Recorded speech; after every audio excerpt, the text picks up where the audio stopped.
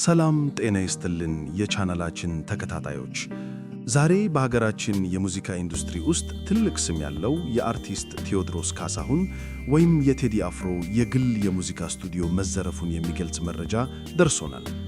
የዝርፊያ ጥቃቱ እንዴትና የት እንደተፈጸመ ዝርዝር መረጃዎችን ይዘን ቀርበናል።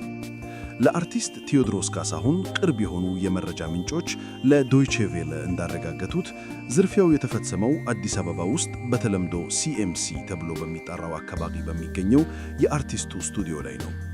ጥቃቱ የተፈጸመው ትናንት ምሽት 3 ሰዓት ገደማ ሲሆን መሳሪያ የታጠቁና በተሽከርካሪ የመጡ አካላት በስፍራው የነበሩ ጠባቂዎችን በመደብደብ ወደ ስቱዲዮው መግባታቸው ተገልጿል። እነዚህ ታጣቂዎች ስቱዲዮውን ሰብረው በመግባት አርቲስቱ ለሙዚቃ ሥራዎቹ የሚጠቀምባቸውን የተለያዩ ንብረቶችና የሙዚቃ መሳሪያዎችን ዘርፈው መውሰዳቸው ታውቋል።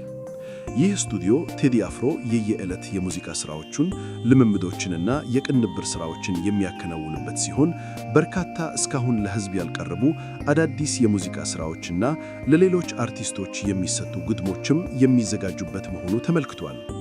ምንም እንኳን አርቲስት ቴዎድሮስ ካሳሁን ኢቶሪካ የተሰኘው አልበሙ ከመውጣቱ በፊት ጀምሮ የተለያዩ የሥነ ልቦና ጫናዎችና ወከባዎች ሲያጋጥሙት እንደነበር ቢነገርም አሁን ላይ በደህና ሁኔታ ላይ እንደሚገኝ ታውቋል።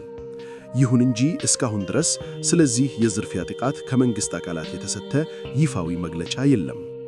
ጉዳዩን በሚመለከት ተጨማሪ መረጃዎች ሲደርሱን የምናቀርብላችሁ ይሆናል። እናንተም ስለዚህ ድርጊት ያላችሁን አስተያየት በኮሜንት መስጫው ላይ አካፍሉ። ለቻናላችን አዲስ ከሆናችሁ ሰብስክራይብ በማድረግ ወቅታዊ መረጃዎችን በፍጥነት ያገኙ። ስለተከታተላችሁን እናመሰግናለን።